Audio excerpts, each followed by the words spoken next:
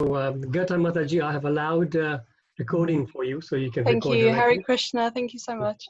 Thank you, Hare Krishna. Hare Krishna, Prabhuji. Hare Hare Krishna. Krishna. How's everybody today? Yes, we are That's fine. good, thank you. Fine, How are thank you, Prabhuji? Good, yeah, so far so good. Hare Krishna. Hare Krishna. Krishna. Hare Krishna. So I haven't looked at that list that Santosh Mataji prepared, so perhaps you can remind me who's supposed to do the Sanskrit today. Today, Rajshri, let me just.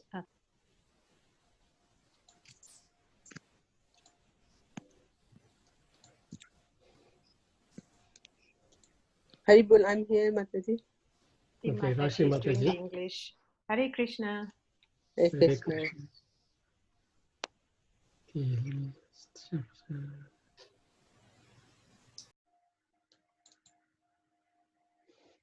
Okay, let me just put the verses to the right place and then we can start.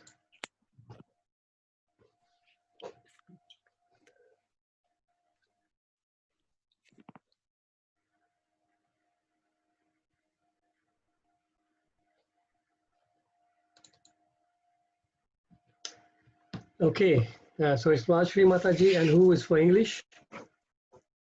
Hare Krishna Prabhuji, is Jyoti here. Okay, so you're using Jyoti Mataji to English. Okay, thank you both. So you can start whenever you're ready. Hare Krishna. Hare Krishna. Hare Krishna. My humble obeisances to all the devotees. I seek your blessings. Thank you, Hare Krishna. Prabhuji, it should be from 21. Yes, 21 to the end. Oh, sorry, yes, I need to move that. 21 It's to the end. 22 or 21? I think 22, yes, sorry, 22. 22. Yes. Om Namo Bhagavate Vasudevaya. Om Namo Bhagavate Vasudevaya. Om Namo Bhagavate Vasudevaya. Chapter 10, text 22. Vedanam Samavedo Asmi, Devanam Asmi Vashava, Indriyanam Manaschasmi, Bhutanam Asmi Chetana. Of the Vedas, I am the Samaveda. Of the demigods, I am Indra, the king of heaven. Of the senses, I am the mind, and in living beings, I am the living force, consciousness. Text 23. Rudranam Shankarastasmi, Vitteshu Yaksharakshasham, Vasunam Pavakastasmi, Meru Shikhari Namaham.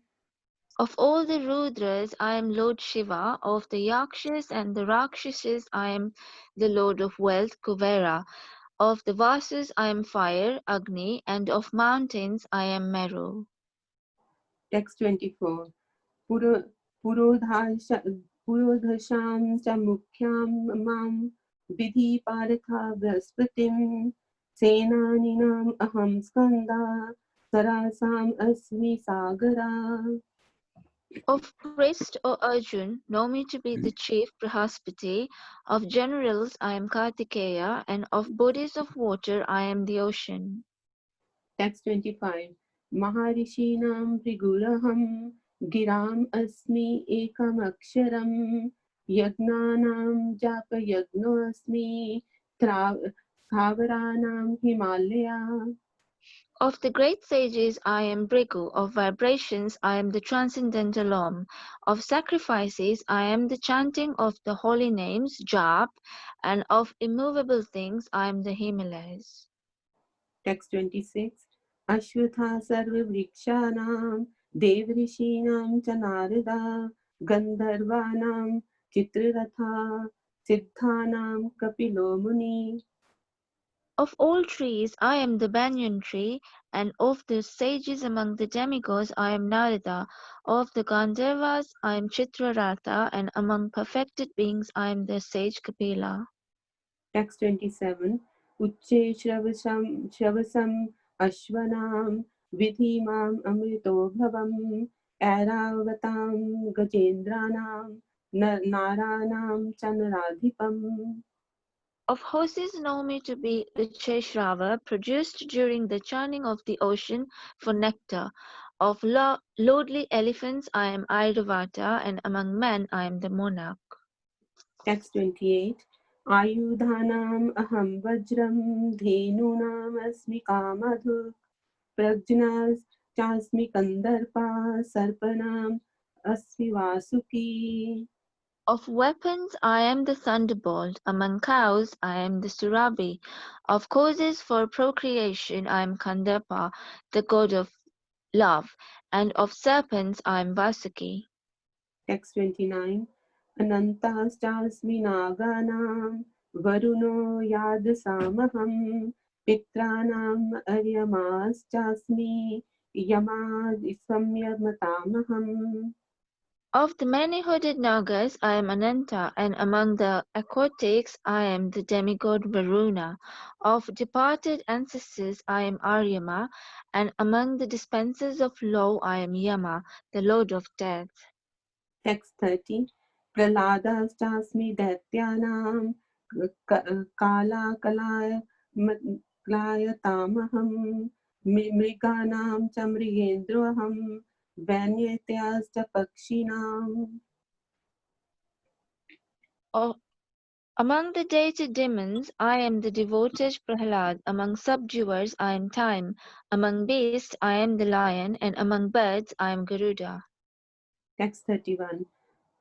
Pavana pavatamasmi Rama Shastra Vritamaham Jhasanam Akrastasmi Shrotasamasmi Janavi. Of purifiers I am the wind, of the wielders of weapons I am Ram, of fishes I am the shark, and of flowing rivers I am the Ganges. Text 32. Sarganam Adiranantascha Madhyam Chavam Arjuna Adhyatma Vidya Vidyanam Vada Pravadatamaham. Of all creations I am the beginning and the end and also the middle. O Arjun, of all sciences I am the spiritual science of the self, and among logicians I am the conclusive truth. Text 33. Aksharanam akaru asmi dvandva samashikasya cha aham evakshya kalo dhata aham vishwato mukha. Of letters I am the letter A, and among compound words I am the dual compound. I am also inexhaustible time, and of creators I am Brahma. Text 34.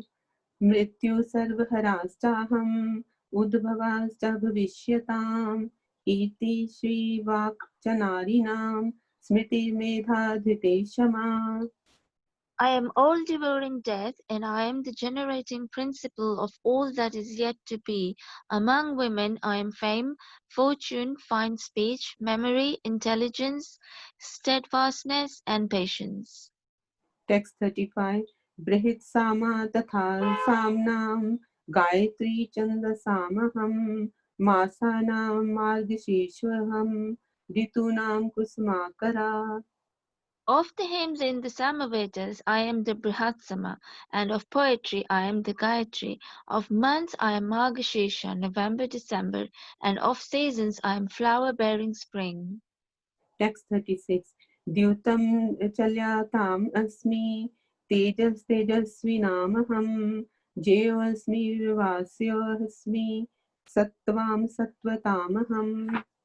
I am also the gambling of cheats, and of the splendid I am the splendor. I am victory, I am adventure, and I am the strength of the strong. Text 37. Vrishninam vasudevasmi Pandavanam dhananjaya Muninam api aham vyasa Kavinam ushana kavi. Of the descendants of Vrishni I am Vasudev, and of the Pandavas I am Arjun, of the sages I am Vyas, and among great thinkers I am Ushana. Text 38. Dando damyatam asmi Nitir asmi jigitsatam Maunam chavasmi guyanam Jnanam jnanvatamaham.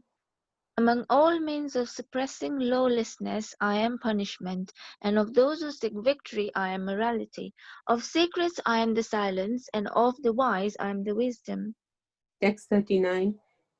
यच्चापि सर्वभूतानां बीजं तदहम् अर्जुना न तदस्ति विना यत् स्यान् मया भूतं चराचरम्. I am the generating seed of all existences. There is no being moving or non-moving that can exist without me. Text 40.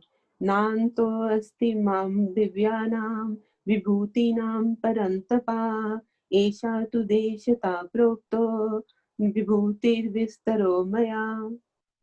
O mighty conqueror of enemies, there is no end to my divine manifestations. What I have spoken to you is but a mere indication of my infinite opulences. Text 41.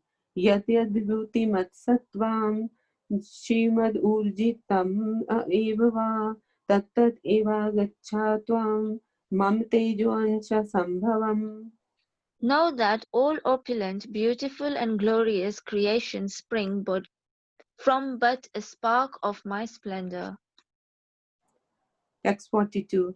Athava bahunetena kim gyatena tavarjuna vishtabhyam idam kritsnam ekanchena sthito jagat.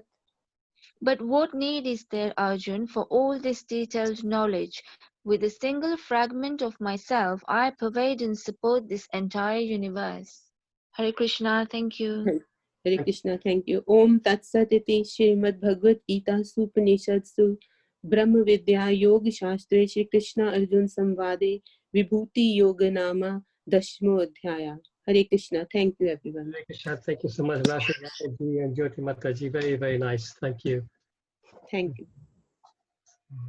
Stop sharing that.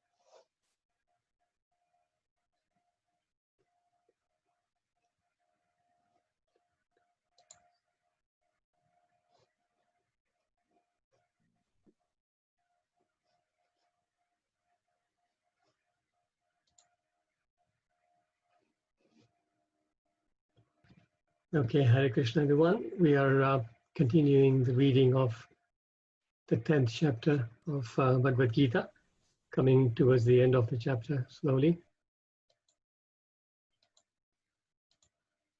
So, as usual, we'll do the summary of the chapter so far.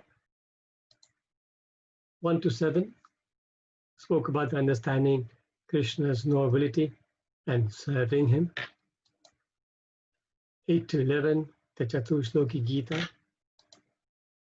12 to 18, Arjuna accepts Krishna's position and requests to hear more of his opulences. And then 19 to 42, this current last section, Krishna is going through his opulences, and Krishna is saying, this is just but a sample of my opulences, because my opulences are unlimited. Today's verse 1038.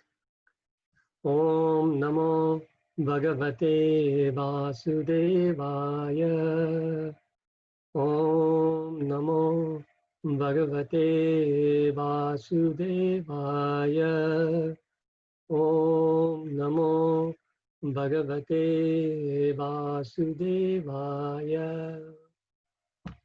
So text 38. Dando Dhamma Yatamasmi Niterasmi Jigishatam Maunam Chaivasmi Guhyanam Jnanam Jnanavatamaham.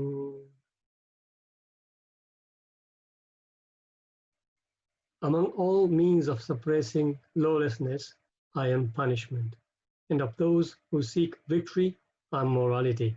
Of secret things, I am silence, and of the wise, I am wisdom. Before we move on to the purport, just a note about the pronunciation.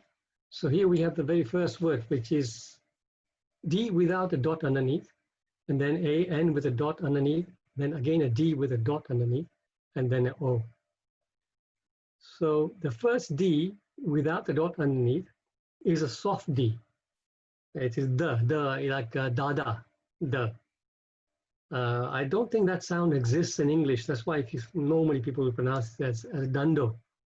But it's actually dan And now actually again it's a dot, so it's na. So dan do, because when there's a dot underneath, there's a hard D. That's the proper D. So dan do. So you see, it's a little bit of a tongue twister, but if you want to pronounce it correctly, that's how it is, dan do. But anyway, it's just, even if you do it as a dan do, it's fine. But just as a matter of interest, I thought I'd point out. The purport by Srila Prabhupada. Does anybody want to read the purport, please? Yes, I read it, Prabhuji. Please go on. Yeah. There are many suppressing agents, of which the most important are those that cut down miscreants.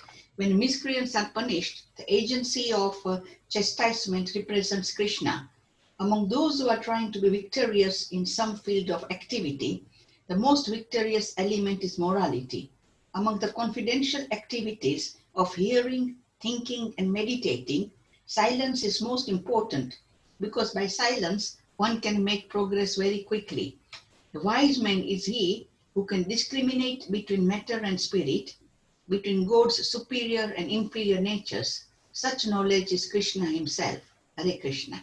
Thank you, Srila Prabhupada ki jai. Om Jnanati Mirandasya Jnananjana Shalakaya चक्षुरुन्मिलितं येन तस्मै श्रीगुरुवे नमः Shri Chaitanya मनोभीष्टं स्थापितं येन भूतले Svayam रूपाकदामयं Dadati Swapadam ददाति Namo Om Vishnu Padaya Krishna Prasthaya Bhutale Srimate Bhakti Charu Swaminiti Namine Namo Om Vishnu Padaya Krishna Prasthaya Bhutale Srimate Bhakti Vedanta Swaminiti Namine Namaste Sarasvate Deve Gauravani Pacharine Nirvishesha Sunyavadi Pahashakare Shatarine Jai Shri Krishna Chaitanya Prabhu Nityananda Shri Advaita Gadadhar Shri Vasadi Gaura Bhakta Vrinda Hare Krishna Krishna Krishna Hare Hare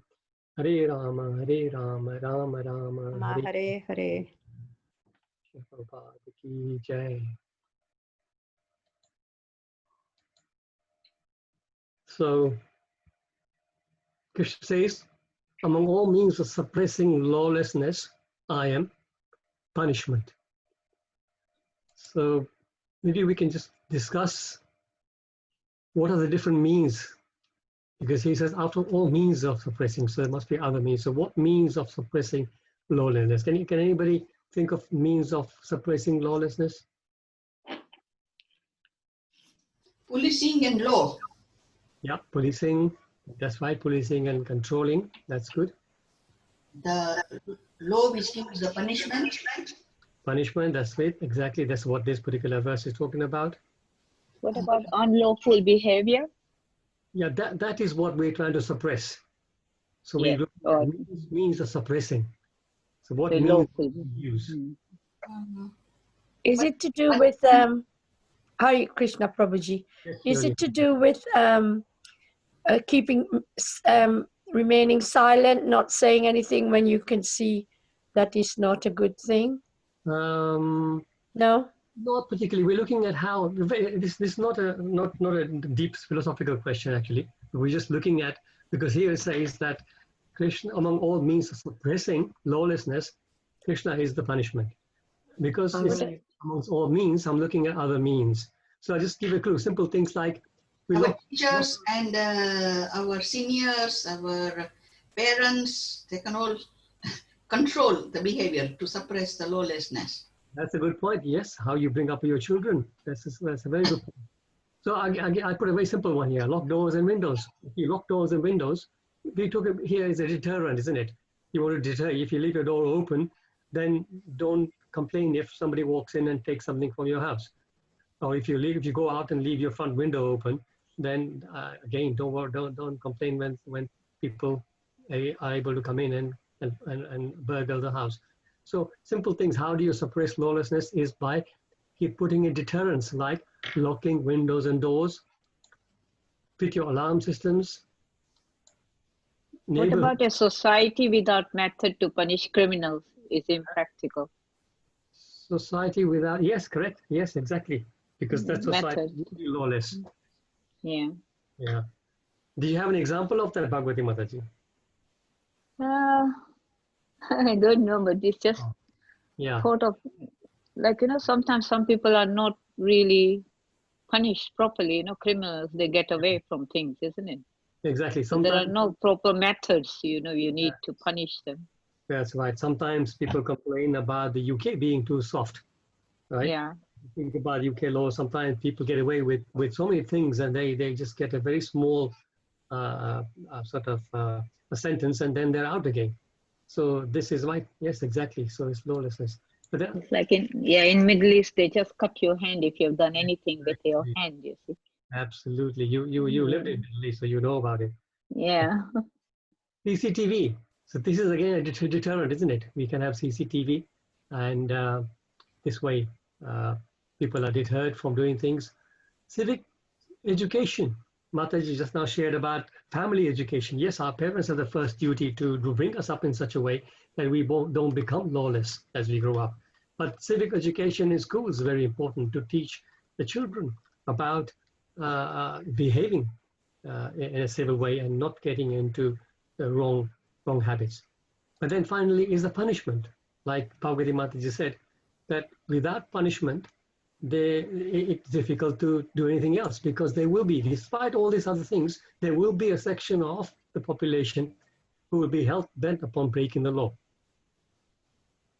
This is a typical punishment that you see in India, the lati walas, right?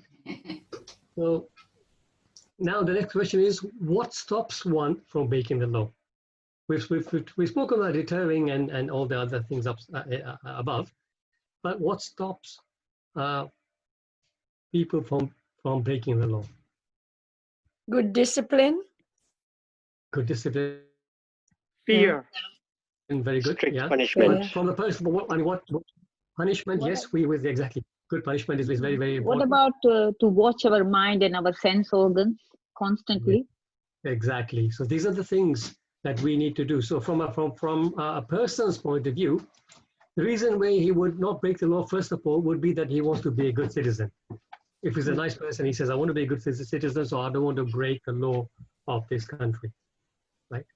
Then he wants to remain on the righteous path.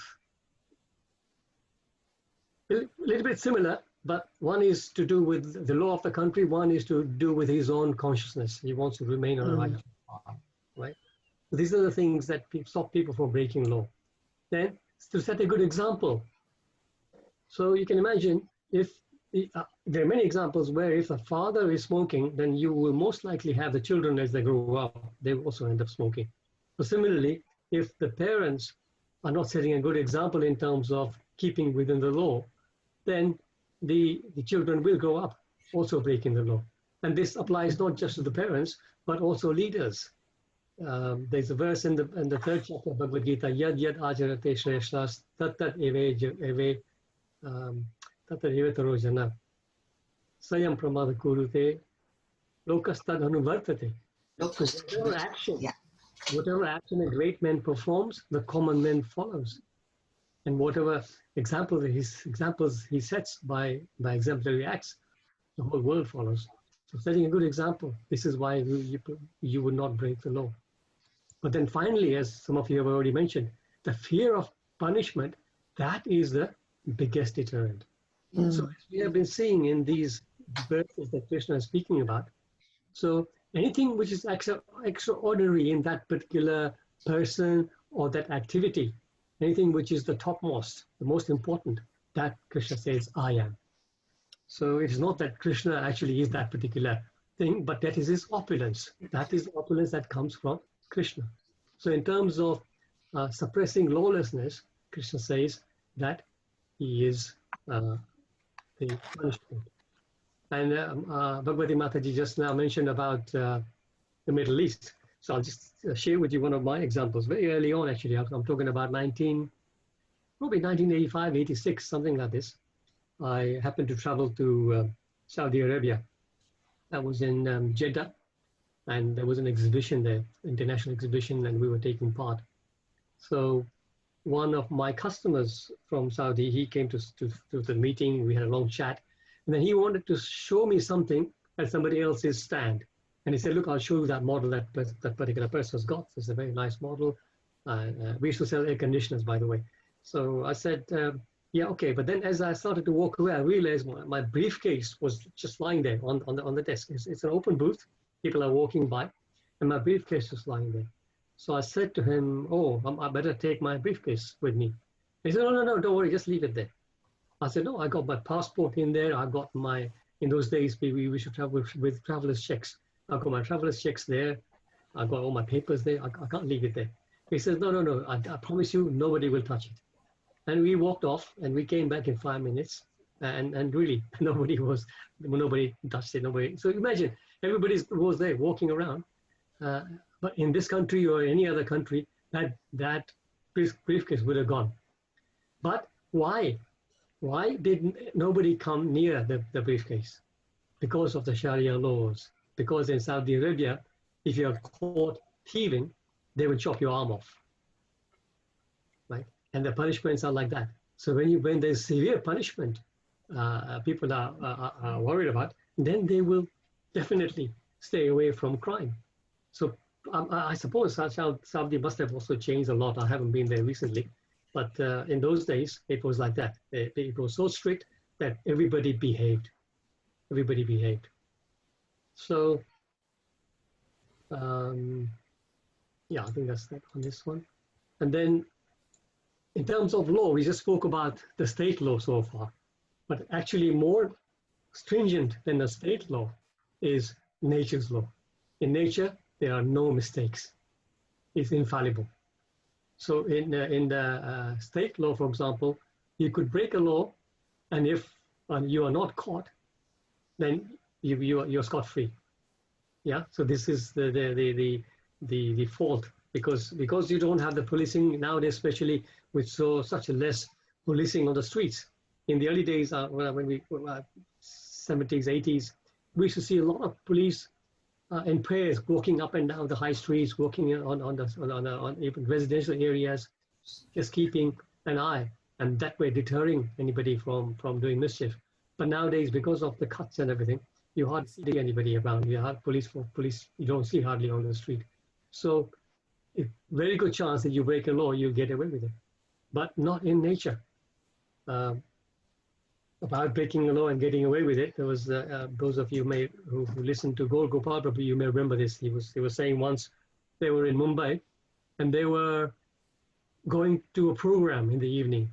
So there was a devotee who was driving them, and three of them in the car together with him, and they were going through, and because they were running late, they were speeding, and at one point actually they jumped the traffic light. The traffic light was red, but the driver just went on because he knew they were running late.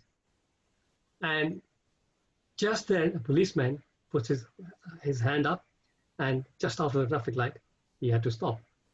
So he stops. In India, of course, the police people are so rude, right? So he started to be very rude to the driver, saying like, "Andha hai, are you blind? Can't you see the red light?" So the driver says to him, "I saw the red light, but I didn't see you." So see what I mean? If he wasn't there, the policeman wasn't there, then of course people would take chances and cross the lights. So similarly, we can take a chance with state law and get away with it. But when it comes to the nature's law, there is no way. It is 100%. The law of karma will always work. There is no two ways about it. Here, this picture says the law of nature and absolute justice. And absolute justice. There is no infallible justice. Infallible justice. My eyesight's giving away. So there is absolutely no way that it can fail. And then this one here, this is it's actually this picked up from the Bhagavad Gita introduction, the laws of nature, and Sri Prabhupada is saying that animals can kill other living animals, and there is no question of sin on their part. See, animals, because they don't have developed consciousness, they don't incur sins.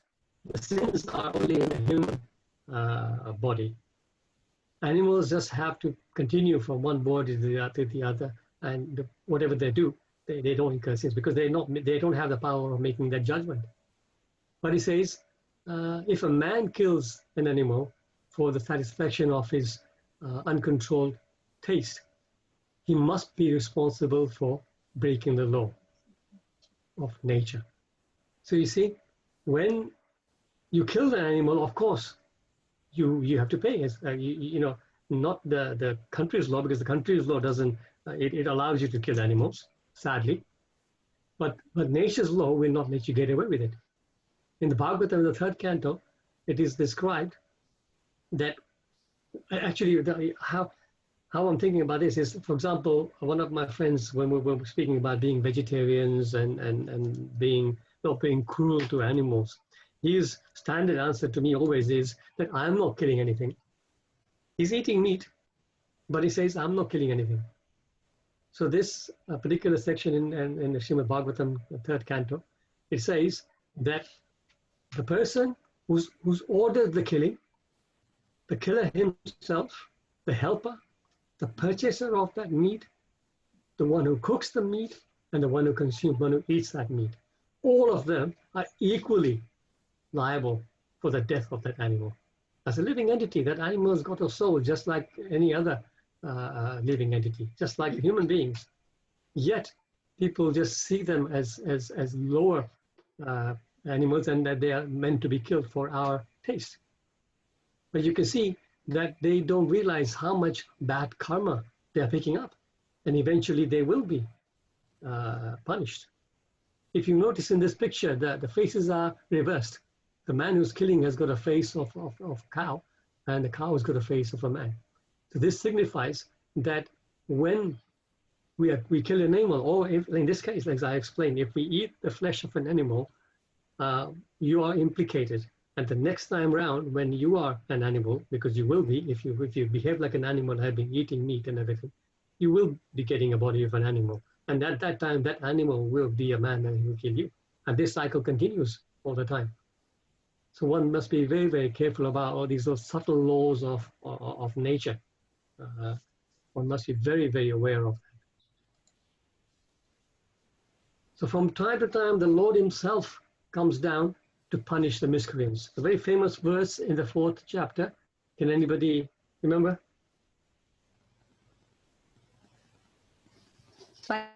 Paritranaaya sadhunam vinashaya च दुष्कृतम्. Haribol, can you finish it? Dharma sansthapanarthaya Thank you so much, Rupa Mataji. And the translation is, to deliver the pious and to annihilate the miscreants, as well as to re-establish the principles of religion, I myself appear millennium after millennium. So you see here it says Paritranaya Sadhunam, that comes first. So that is his main purpose. The real purpose is to deliver the pious people and to re-establish Dharma. But in between the Vinashaya to Duskrita, it just happens by the by. The Lord is here, so he will also take care of the miscreants. But he doesn't have to come down to do that. Just with his fingertips, he can go like that, and those people, miscreants, will be gone. He doesn't have to physically come here, but mainly he comes down for the sake of his devotees, to give them association and also to have pastimes with them. And in this way, he can deliver them. So from time to time, the Lord comes down, as we said, and then he punishes the demons. So we're going to go through a set of pictures. I've tried to do it in the sequence that it happened in. And you can, anybody can just unmute and speak about who the demon was, and also how the demon was killed. So first one here. Putana. Putana and Krishna, baby Krishna. Yes. How was she killed? Krishna sucking the life out of her. Exactly. Again, as we said before, that even the demons, when they're killed by Krishna, they're also delivered. And in this case, Putna was delivered as she got in the spiritual world as a place of Krishna's mother. So very good. Next one. Shakatasura. Shaktasura. Exactly. And how was he killed? Krishna kicked the cart and then it all fell over. Exactly. Just little baby Krishna. Look at the tiny little leg there. And he's killing the over and killing the huge demon. Very good. So these are punishments that Krishna is dishing out. This one? Very Became good. really heavy. Yeah, it's very good. Yes. It became very, very heavy. And that, Vasha also dropped down and died. This one? Dhenukasura. Not Denuka. That is not a donkey. Vatsasura. Vatsasura. Well done, Nirupa Mataji. Vatsasura, Krishna. And how was he killed? It was a calf. He just lifted it and swirled I think it around. with the tail, he swirled it around and threw it. Yes, that's Tagore Mataji, right. So basically picked him up with his tail, and then one of the preferred ways of Krishna and Balaram, both of them, they swing them around a few times. So they've lost their life already by swinging, and then they throw them miles away. And then this one? Bakasura. How was this killing done? Tore apart the beak. Yeah. Parted the mouth and bifurcated the beak. Beak, yeah. Pull the bite and killed him. Pull the person in, put the demon into parts just by splitting the beak out. Yeah. And then this one? Agasur. And how was it? Krishna He went inside. Yeah, he went through his mouth and then he opened the. Exactly. Inside and generated a lot of heat in there and created a lot of trouble for him. Thank you. This one? He punched him in the mouth, and then he pooed himself and stuff. I think, isn't it? Luke, what are you talking about? So we're talking about the Agasura? Yeah, where he swung him around, then he threw him, and then he came back again. So Krishna put his hand in his mouth. Yeah, correct. Yes, actually, you may be mixing two up. You may well be right. Actually. This one is right. He's right. The Keshi demon is the one that he puts his mouth in his hand in the mouth. But with Dhenukasura, he's swinging him with a hind leg and then throwing him. So that's what I remember. But he may well also, I'm not sure about the mouth. I do remember that with the Keshi demon, he stuck his fist into his mouth. Yeah, that's it. Thank you. Thanks. This one? Kalia. This is Kalia. Everyone knows this. and as for a change, he didn't kill Kalia, of course, right? No, he didn't. He subdued him. And then because of the plea by his wife, by Naga and Nagapatnis, then he was released and he was ordered to leave. Is it the Jamuna or Ganga? Yamuna. Yeah. So yeah, these pastimes are very, very popular with children. They love these pastimes, and then this is how we can read to our kids bedtime rather than reading any other stories. You can probably pick up the Krishna book and read the stories. They really love them. I watched all these films, Krishna's. I love them. Yeah, part of my service is doing drama with children on Janet and Masmi. So we do a lot of these pastimes with the children's dramas, and it's a lot of fun with children.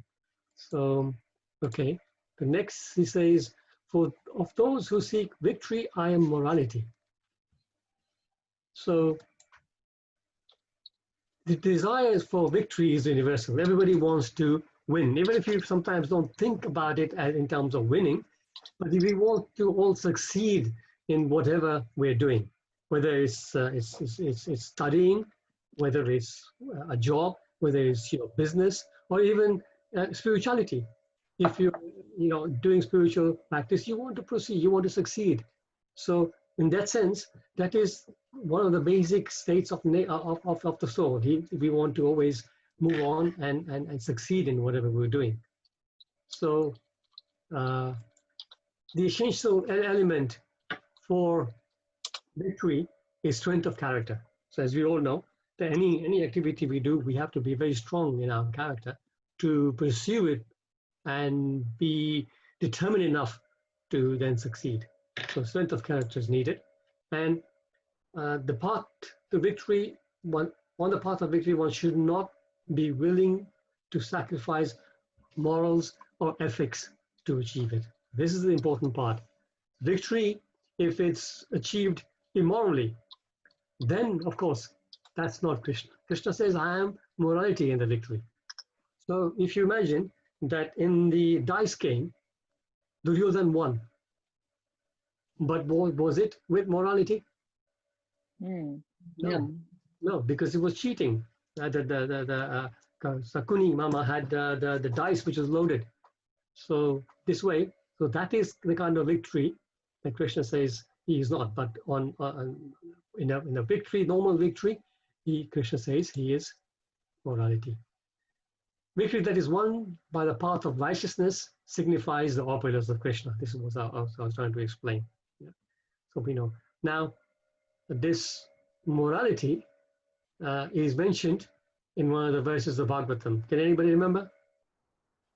Towards the end? Very famous verse.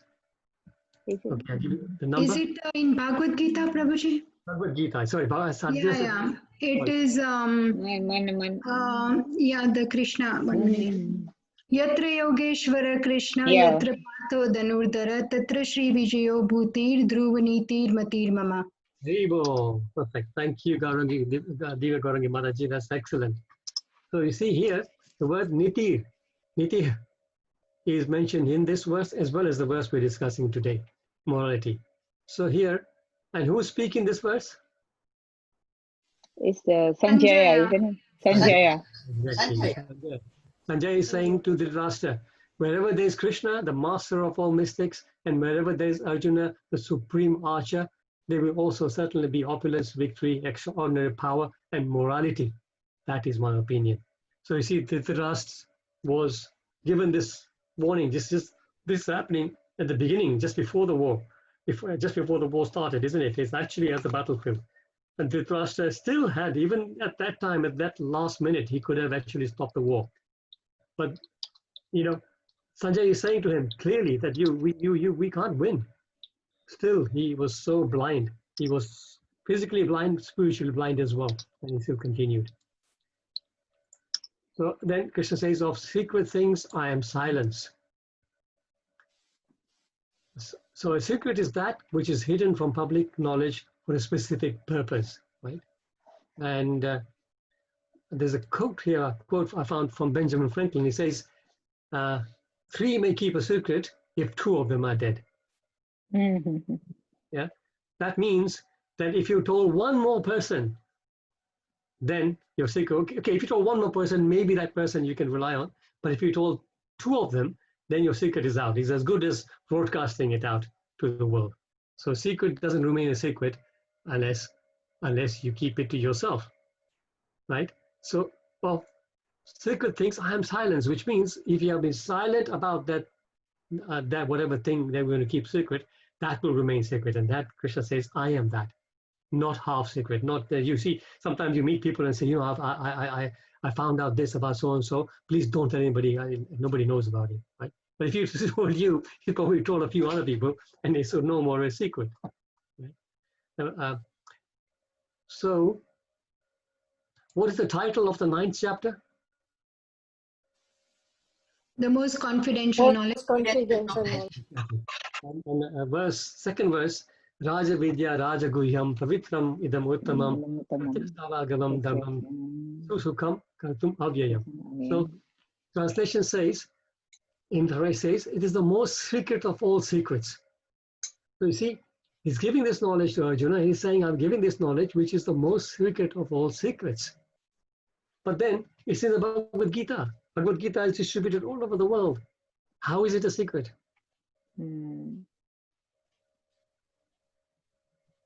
Also, at the end of the Bhagavatam, in 1868, Krishna says, for one who explains this supreme secret to the devotees, pure devotional service is guaranteed, and at the end, he will come back to me. So you see, on one hand, Krishna is saying his secret, but then in that 1868, he's saying that whoever tells the secret to others, which means there's no more a secret, he will come back to me. How do you understand that? Is it because only devotees can understand the secret? Sorry, Luke, can you repeat that, please? Is it because only the devotees can understand the secret? It's like encoded in it. Yes, so that's one way of understanding it. So basically, secret is what is secret? It's not actual knowledge. Knowledge is there in the book. It's there. Millions of books are out there, but it is that experience of the greatness and sweetness of pure spiritual love for Krishna. That is secret. That others don't know. They may know this, but they don't know the real secret, which is what you will get out by following the words of Krishna, right? So if we humbly study the Gita and the guidance of self-realized soul, the secret becomes revealed and becomes eternally relishable. So that is what is sacred, not the words themselves, but our practice and our experience of that sweetness of the spiritual love. That is the secret. We're running over time a little bit, devotees, sorry, but just try and finish. So how to learn, the last slide we just said that by studying under the guidance of a realized soul. So this famous verse, Tad vidhi pranipatena pariprasthana sevaya upadekshanti te jnanam jnaninas tatva darshana. Just try to learn the truth by approaching a spiritual master, inquire from him submissively and render service unto him. The self-realized souls can impart knowledge unto you because they have seen the truth. Then we just cover the last portion of this verse, which is about wisdom. So it says, of the wise, I am the wisdom. So difference between knowledge and wisdom. So Gyan is knowledge, Vigyan is wisdom. So knowledge is theoretical knowledge, Vigyan is realized knowledge, which is putting the knowledge in practice. Right? Knowledge that arises from within as a consequence of spiritual practice or sadhana is called wisdom. See, knowledge that we acquire from schools and universities, that is knowledge. But this knowledge which comes from within is the spiritual. Each one of us have got all the knowledge within us, and it just needs to be unveiled by studying and by practicing religious path. With the maturing spiritual knowledge through God realization. There's a very nice quote I found here. Knowledge is learning something every day, and wisdom is letting go of something every day. Interesting, isn't it? Knowledge is learning something new every day. Wisdom is to letting go. So detachment is wisdom in this case. And just to finish off, wisdom is mentioned as one of the qualities of a Brahmana. Shamo damas tapa socham kshanti arjavam evacha jnanam vigyanam astikam brahma karma svabhavajam. Peacefulness, self-control, austerity, purity, tolerance, honesty, knowledge, wisdom, and religiousness. These are the natural qualities by which the Brahmanas work. So we'll end here, devotees. Sorry for going over a little bit. Any reflections, any realizations, any comments, any corrections, Prabhus, Matajis?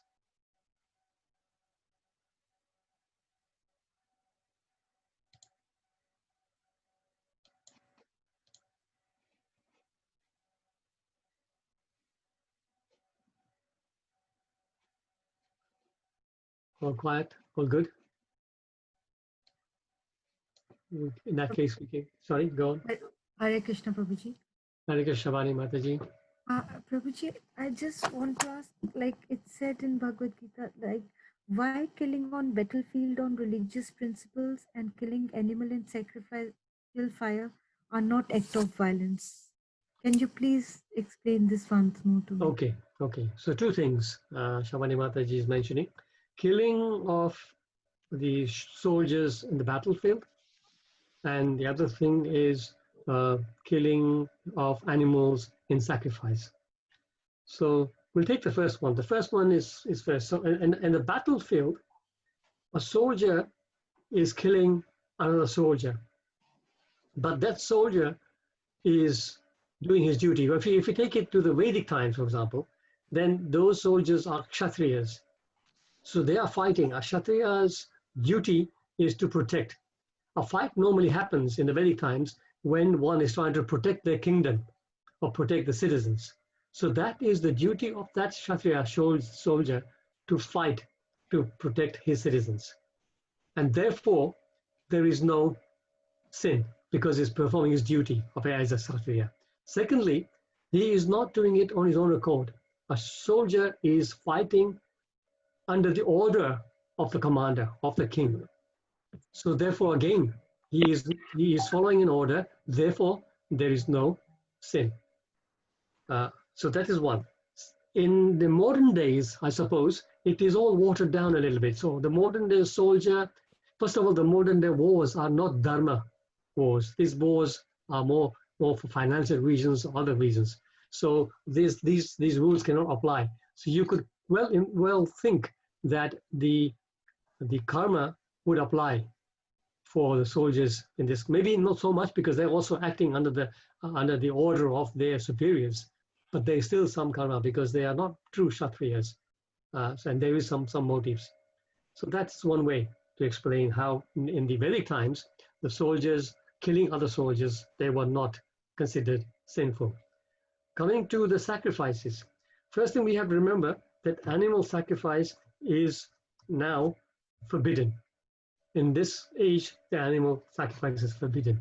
In the previous ages, it is said that it was allowed because the brahmanas in those days, the panditas, they had the power to sacrifice that animal and at the same time give a new life to that animal. They were practicing the mantras. The mantras are so powerful that this is how they used to practice the mantras. So they would kill that animal, but that animal actually is getting a new body straight away. So it's killing and yet not killing, right? So this way it was practiced. The reason now is banned is because in this age, brahmanas like that don't exist. They don't have the power to bring anybody back. Nowadays, people in the early days, even now I suppose in some places in India, they sacrifice animals purely for having it as food. They're doing it for the taste rather than anything else. They use some injunctions in the Vedas where at certain times they can sacrifice animals and offer them to Durga or Kali like that, and then they can enjoy the prasadam. So the motive is to eat rather than the Vedic way, where the animals are brought back to life. Yeah, does that make sense, Shabani Mataji? Yes, Prabhuji. Thank you so much for that. There are five things which are banned.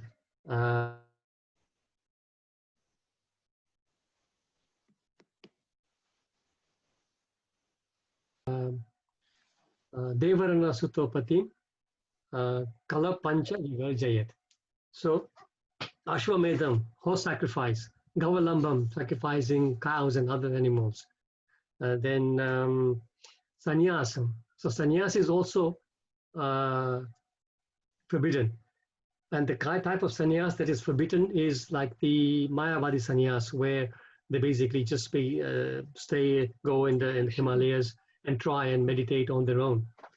So that kind of sannyas is forbidden. It's forbidden because nowadays we don't have the kind of state of mind where we can do that kind of sannyas, completely solidly fixed up. Sannyasis will go, and after some time the mind will start flickering, and they will again start committing sins. So those kind. What kind of sannyas is allowed? Somebody could argue, but in ISKCON you have so many sannyasis. But the kind of sannyas that's allowed here is the preaching kind of sannyasis. Our sannyasis don't go and sit under a tree and just meditate. Our sannyasis go and travel the world to preach, to make Krishna become Krishna conscious. So to make people become Krishna conscious. So sannyasam, palapaitrikam, offering meat as in the Shraddha ceremony for your forefathers. That is also forbidden. I didn't even know, but that used to be the practice before. and then Devarana Sutapatim, which means begetting children in the wife of one's brother. Again, in the Vedic times, the situation used to be that for some reason, either because of death or for some other reason, medical reason, if one could not have a child, then the brother of the husband was allowed to help and have a child there, so the progeny would continue. So these things are forbidden in Kali Yuga. Anybody else? As well, Prabhuji, in Jaipur, Rajasthan, it's a like Amer fort. Over there, they do the sacrifice. Like I know, like right now, I don't know. I will ask definitely from my parents. But at that time, when I was small, I know that in that fort they used to do the sacrifice over there for the mat. I believe it's still going on in some places in India, but it certainly is not allowed in terms of the Vedas, in terms of the Vedic studies. But in terms of the local laws, maybe they're still allowed. We don't know, because the laws of the state are not in sync with the Vedic laws. Yes, yes, Prabhuji. Yes. Thank you so much, Prabhuji. Thank you, Shabani Mataji. So we can go on to introductions if everybody is happy with it.